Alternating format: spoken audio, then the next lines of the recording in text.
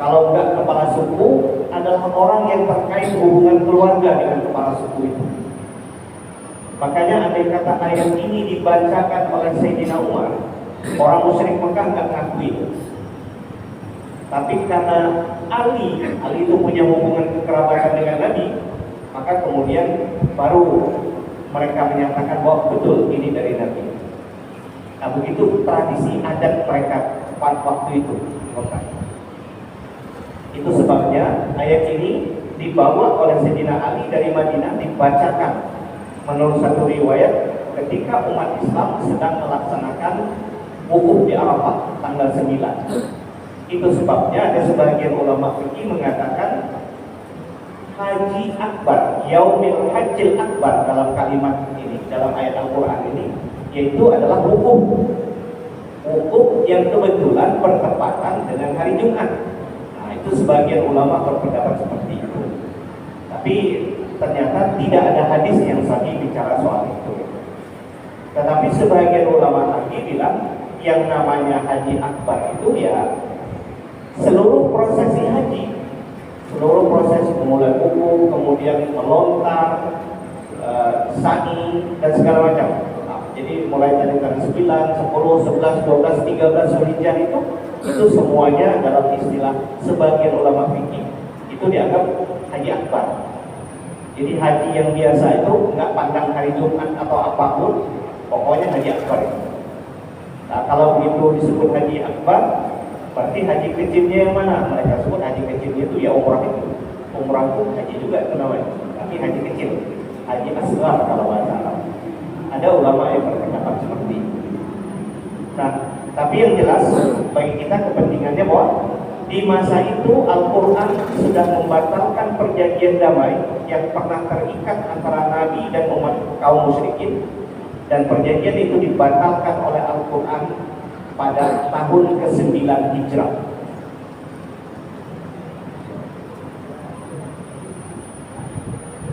Nah, lalu kemudian insya Allah malam ini kita akan lanjutkan ke ayat yang keempat dari surat At-Taubah itu. Nah, kalau perjanjian dibatalkan, apakah ini batal semua bentuk perjanjian terhadap orang musyrik atau masih ada pengecualian? Itu pertanyaannya. Kalau dilihat ayat di atas, 3 ayat di atas, berarti semua perjanjian dengan orang musyrik itu berarti sudah dibatalkan. Ternyata ayat 4 ini yang akan kita baca masih ada pengecualiannya. Masih ada pengecualiannya. Nah, kita baca di ayat 4. Bismillahirrahmanirrahim. Illal ladzina ahadtum minal musyrikin tsumma lam yanqusukum syai'an. Kecuali yang tidak dibatalkan perjanjiannya. Itu kalau melihat teks Quran kan terjemahannya langsung saja kecuali. Tapi kan kecuali ini yang dikecualikan dari mana? Jadi ada ulama tafsir yang bilang perjanjian kecuali itu yang dikecualikan adalah perjanjian yang tidak dibatalkan. Nah, jadi cara membacanya itu dihubungkan dengan 2 ayat di atas. Jadi walaupun 2 ayat di atas katanya sudah diputuskan semua perjanjian dengan orang musyrik, tapi Quran tetap memberikan ada pengecualian. Nah, siapa pihak yang dikecualikan itu? Inilah diatur di ayat 4. Illal ladzina ahadtum minal musyrikin, kecuali yang tidak dibatalkan perjanjiannya adalah kepada orang-orang yang kamu hai Muhammad dan orang muslim telah terikat perjanjian dengan orang musyrik, tetapi summa la yanqusukum syai'an, kemudian orang-orang musyrik tersebut yang telah terikat perjanjian tidak mengurangi sedikit pun fakta-fakta kesepakatan. Artinya kalau ada 10 model, 10 butir kesepakatan, orang musyrik itu tidak ada yang mengkhianati isi kesepakatan itu. Nah, itu tidak dibatalkan. Artinya misalnya dia tidak membantu orang-orang yang menyerang orang muslim misalnya. Dia tetap melakukan hubungan baik dengan orang muslim. Tidak ada niat atau iktikat untuk memusuhi orang muslim. Tidak ada niat untuk membinasakan, menghambat dakwah Nabi misalnya. Nah, yang seperti itu tidak dibatalkan. Jadi kata Quran, perjanjian dengan orang musyrik tetap berlaku sepanjang orang musyrik itu lam yanqusukum syai'an, tidak mengurangi kepada kalian hai orang muslim terhadap butir-butir kesepakatan itu, tidak dikurangi sedikit pun. Mereka tetap, kalau bahasa hari ini, komitmen, tetap setia dengan butir-butir kesepakatan itu. Nah, dari penjelasan ini, kata para ulama, sesungguhnya kita, orang Islam itu, bukan berarti dihalangi untuk melakukan muamalah terhadap orang yang non-muslim. Tetapi tentu kita tetap berhati-hati. Boleh kita melakukan segala aktivitas yang sifatnya muamalah, perdagangan, misalnya aktivitas sosial bersama dengan non-muslim.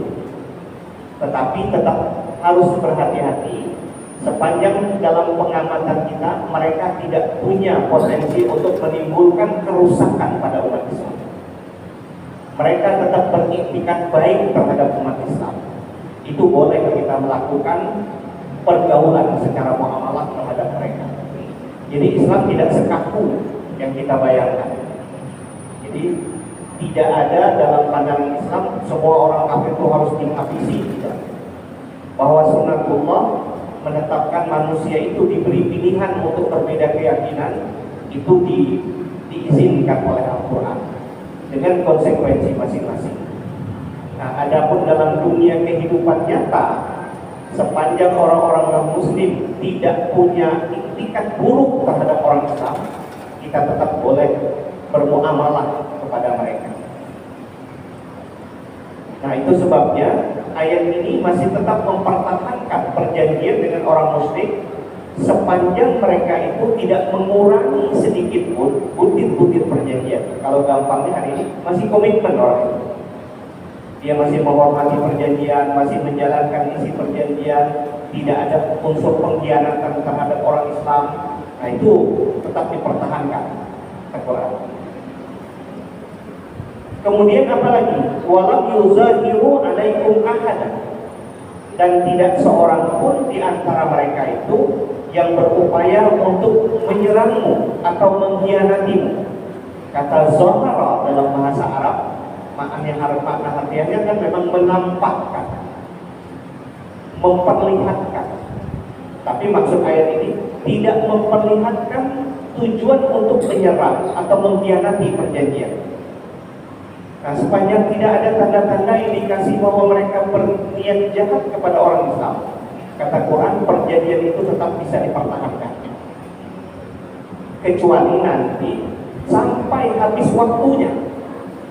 Nah, kalau begitu, berarti perjanjian yang dibatalkan itu adalah perjanjian terhadap orang musyrik yang mereka itu punya indikasi melakukan pengkhianatan, atau batas waktunya sudah habis perjanjian itu. Misalnya 1 tahun, oh ternyata begitu ayat ini turun, sudah lewat 1 tahun, itu otomatis batal. Tapi kalau perjanjiannya belum habis dan orang musyrik itu masih baik-baik saja terhadap orang muslim, tidak ada pengkhianatan terhadap isi kesepakatan, maka silahkan lanjutkan perjanjian itu sampai kecuali nanti batas waktu telah berakhirnya kesepakatan. Nah, dalam ayat ini lanjutannya, di samping tidak mengurangi isi kesepakatan, tidak mengkhianati isi kesepakatan, walam yuzahiru alaikum ahadan, dan tidak seorang pun dari orang musyrik itu yang menampakkan untuk mengkhianati orang Islam. Nah, kalau ini mereka tidak tetap komitmen dengan isi perjanjian, tidak menampakkan semangat untuk mengkhianati orang Islam, maka perintah Quran, fa'atimu ilaihim ahdahum ila muddatihim, maka sempurnakan, lengkapi kepada orang-orang kafir tersebut, orang musyrik tersebut, perjanjian yang telah engkau buat dengan mereka sampai waktu yang telah ditentukan. Jadi tetap orang Islam tak boleh membatalkan perjanjian sepihak sepanjang syarat-syarat di atas tidak terjadi. Nah, begini Quran menetapkan kesepakatan itu secara sangat fair dan adil. Kenapa jadi Al-Quran melarang untuk membatalkan perjanjian terhadap orang musyrik yang baik-baik saja kepada orang Islam? Innallaha yuhibbul muttaqin. Karena sesungguhnya Allah cinta, senang kepada orang yang bertakwa. Di antara isi takwa itu adalah tidak mengkhianati perjanjian. Jadi kita pun menurut ayat ini jangan-jangan walaupun kita seorang muslim berpotensi juga untuk mengkhianati perjanjian. Dan Al-Quran mengajarkan meskipun perjanjian itu dilakukan kepada non-muslim, selagi perjanjian itu disepakati dan dipatuhi, maka orang Islam tidak boleh mengkhianati perjanjian itu. Dan Allah tidak suka itu. Allah tidak suka kepada orang-orang yang mengkhianati perjanjian. Allah suka kepada orang-orang yang bertakwa. Di antara bentuk takwa itu adalah tidak mengkhianati perjanjian. Nah, itu ketegasan Al-Quran di ayat yang keempat. Lalu kemudian ceritanya berlanjut. Sebelum ini Quran bilang batasnya adalah 4 bulan. Kalau habis 4 bulan tuh bagaimana? Udah berlalu 4 bulan. Kalau sebagian ulama tafsir itu menjelaskan begini, 4 bulan itu adalah berkaitan dengan bulan-bulan haram. Bulan haram di mana umat Islam tidak boleh menumpahkan darah kecuali dalam kondisi yang sangat mendesak. Ini kita maklum, biasanya Quran menyebut di antara bulan haram itu adalah bulan Zulqa'dah, Zulhijjah, di antaranya termasuk bulan Rajab. Itu tidak dibolehkan. Walaupun ada perbedaan di antara para ulama, itu ada yang menyebut Ramadan itu juga bagian dari bulan haram. Ini sedikit-sedikit perbedaan, tapi Zulqa'dah, Zulhijjah, ada yang sebagian menyebut bulan haram ditambah dengan Rajab. 4 bulan haram. Itu sudah menjadi kesepakatan dulu sebelum Islam datang pun orang-orang jahiliyah itu menghormati itu. Dan begitu Islam datang, Islam pun menghormati bulan-bulan haram itu. Nah, makanya perjanjian itu dibatalkan, tapi Quran memberikan masa jeda selama 4 bulan. Kalau selesai 4 bulan bagaimana? Nah, ini jawabannya ada di ayat 5 yang akan kita bacakan. Fa'izan samahal ashhurul hurum, apabila telah selesai bulan haram. Quran menggunakan istilah bulan haram. Insalaha. Ini Bapak Ibu yang saya muliakan, mungkin sedikit-sedikit kita mengenal bahasa Arab lama. Kata insalaha itu arti harfiahnya adalah menguliti atau menelanjangi. Jadi kalau misalnya ada kita kupas jagung yang masih berkulit, walaupun sudah selesai direbus, misalnya dicopot satu-satu kulitnya itu bahasa Arab namanya insalah, menguliti. Nah, jadi itu bahasa Arabnya, bahasa Arab namanya. Tapi kalau dihubungkan dengan faizan salahal ashhurul hurum, kan tidak mungkin ayat ini kita terjemahkan apabila telah dikuliti bulan haram. Nah, bukan begitu terjemahannya. Maknanya artinya sudah lepas dan selesai bulan haram. Jadi kesepakatan 4 bulan itu sudah lewat. Itu maksudnya.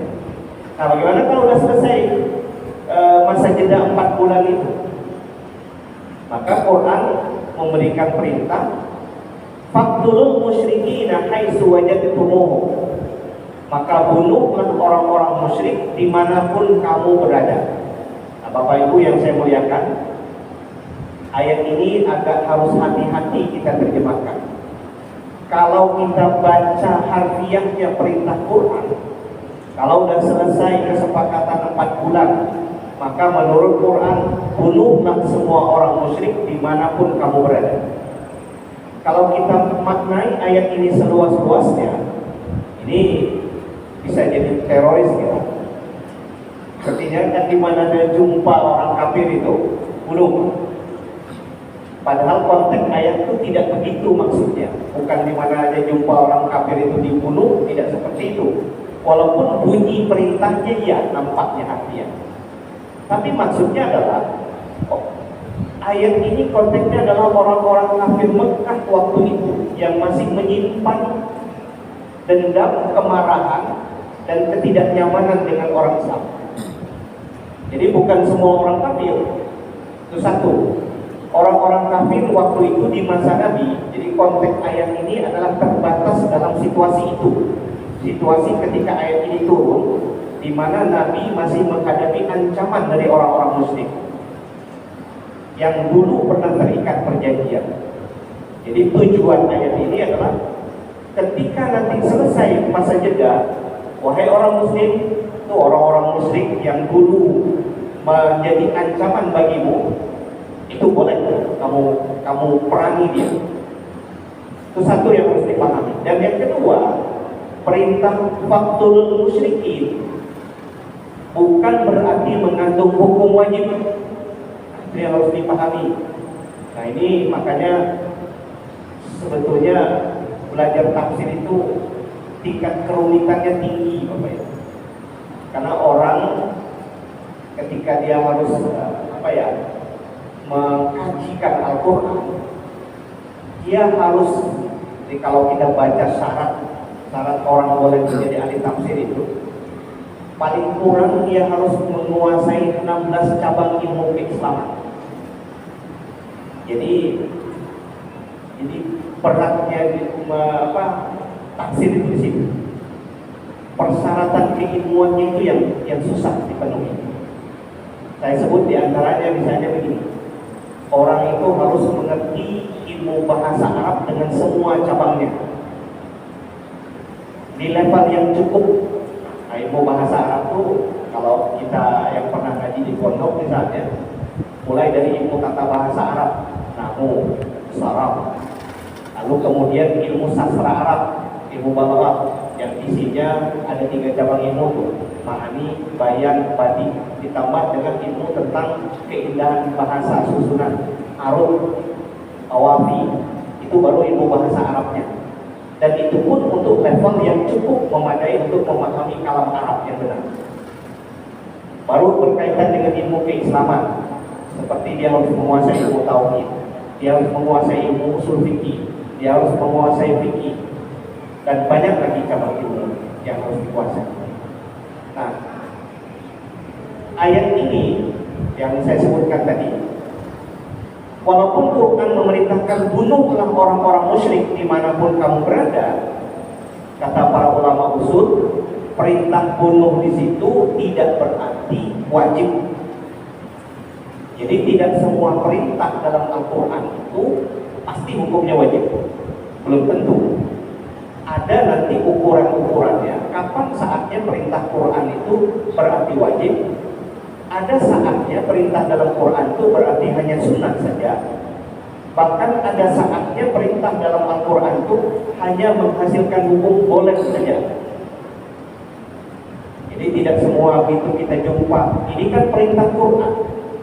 Belum tentu apa yang diperintahkan Quran itu berarti hukumnya wajib.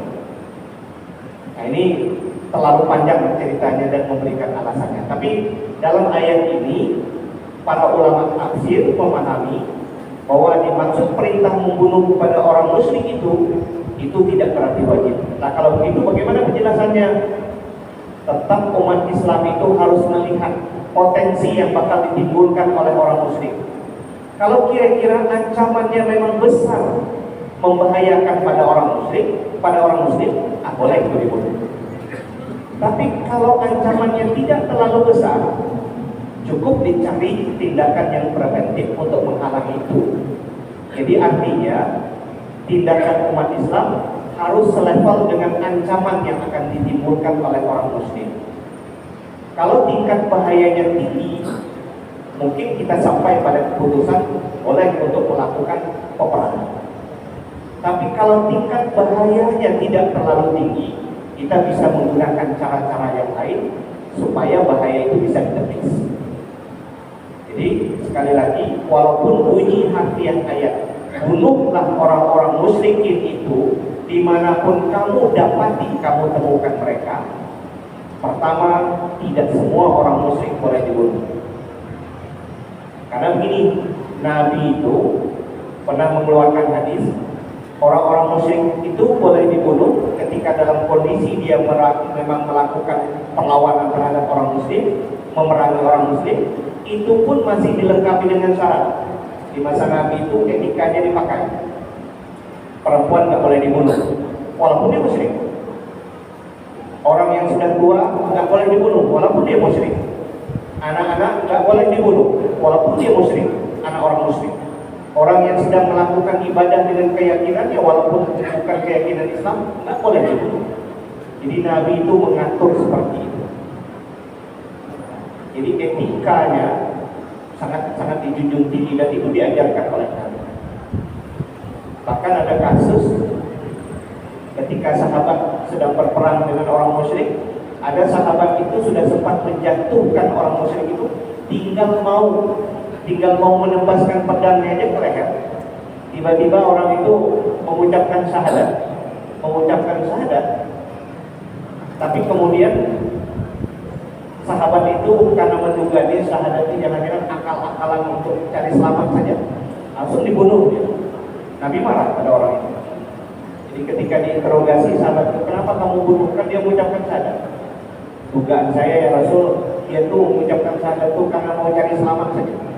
Kata Rasul, memang kamu pernah bedah dadanya itu sehingga kamu tahu apa yang menjadi isi hati. Nah, dalam konteks inilah kemudian Nabi mengeluarkan hadis, nahnu nahkumu bizawahir wallahu yatawallas sarair. Kita ini selaku manusia bisanya menetapkan hukum berdasarkan fakta-fakta yang nyata. Apa yang ada di hati orang kita nggak pernah tahu. Nah, jadi berdasarkan fakta yang kita lihat, itulah alat kita berbicara. Di luar dari itu kita nggak bisa tahu. Tuh. Lalu kemudian yang berikutnya lanjutannya, wa khuzuhum, dan tangkaplah mereka. Ini juga hampir sama penjelasan. Tidak semuanya boleh ditangkap dan menangkap mereka juga nggak wajib. Lihat sekali lagi potensi ancamannya. Kalau tahu betul-betul tingkat membahayakannya tinggi, boleh tuh ditangkap. Lalu kemudian waksuruhum, tawan mereka, tahan mereka. Ini lagi-lagi sama penjelasannya. Tidak semua orang kafir boleh ditangkap, tidak semua orang kafir boleh ditahan. Tidak wajib juga menangkap dan menahan orang kafir. Orang Islam artinya tetap harus bijak, lihat potensi yang bakal ditimbulkan. Kalau mereka bukan ancaman, bahkan mungkin punya kebaikan terhadap umat Islam, tidak ada alasan bagi kita untuk menahan dan menawan mereka. Lalu kemudian perintah ayat berikutnya, waqulu lahum kulla marsad. Ini intailah mereka di tempat yang kamu gunakan untuk mengintai mereka.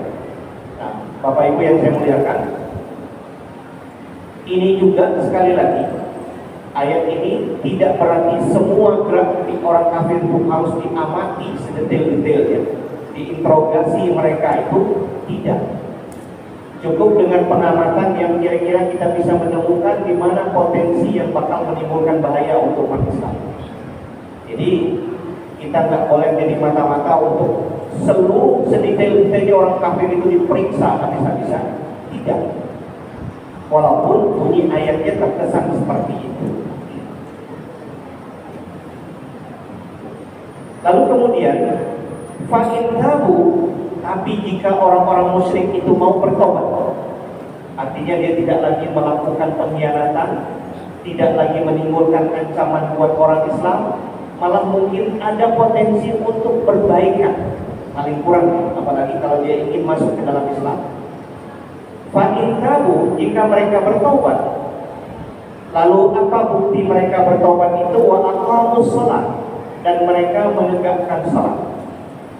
Bapak Ibu yang saya muliakan, walaupun ayat ini menegakkan salat, kenapa salat yang disebut?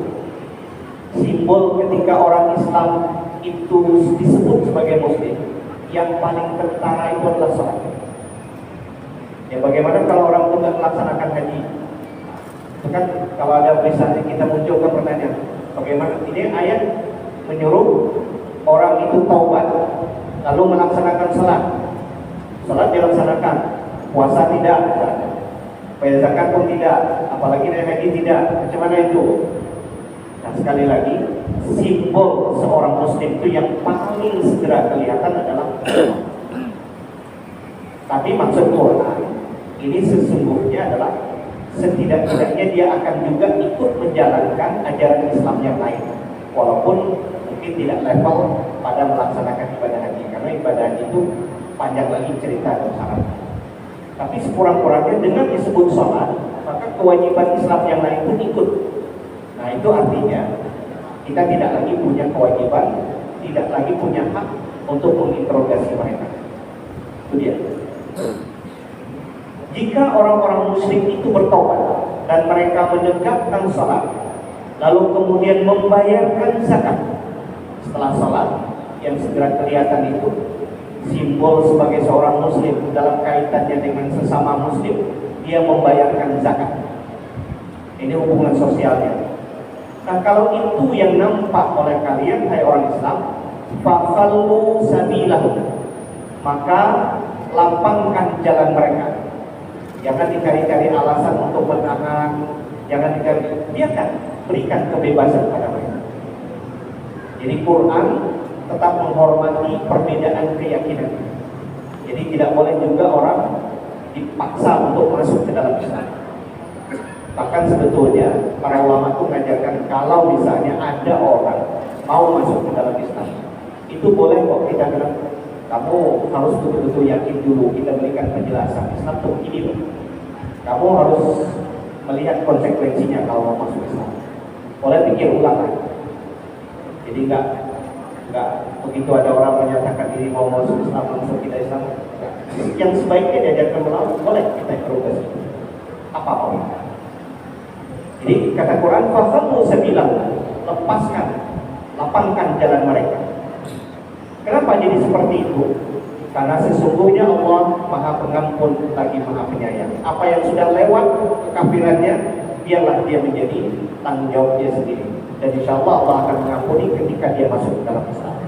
Itu sebabnya Innallaha Ghafurur Rahim. Sesungguhnya Allah itu Maha Pengampun lagi Maha Penyayang. Begini sikap Islam terhadap non-muslim, apalagi dia mau berbaikan kepada Islam. Nah, Bapak Ibu yang saya muliakan, mungkin ini yang bisa saya sampaikan dalam kesempatan ini. InsyaAllah akan kita lanjutkan di kesempatan lain. Billahi taufiq wal hidayah. Assalamualaikum warahmatullahi wabarakatuh. A'udzubillahi minasyaitonir rajim. Bismillahirrahmanirrahim. Alhamdulillahirabbil alamin wassalatu wassalamu ala asyrofil mursalin sayyidina maulana Muhammadin wa ala alihi wa sahbihi ajmain. Allahumma anfa'na bima 'allamtana wa 'allimna ma yanfa'una wa zidna ilman nafi'a wa hidayatan wa tawfiqa. Allahumma anfa'na bima 'allamtana wa 'allimna ma yanfa'una wa zidna ilman nafi'a wa hidayatan wa tawfiqa. Allahumma ij'alna minal ulama'il 'amilin. Allahumma ij'alna minal ulama'il 'amilin. Rabbana atina fid dunya hasanatan wa fil akhirati hasanatan wa qina adzabannar. Walhamdulillahi rabbil alamin. Assalamualaikum warahmatullahi wabarakatuh.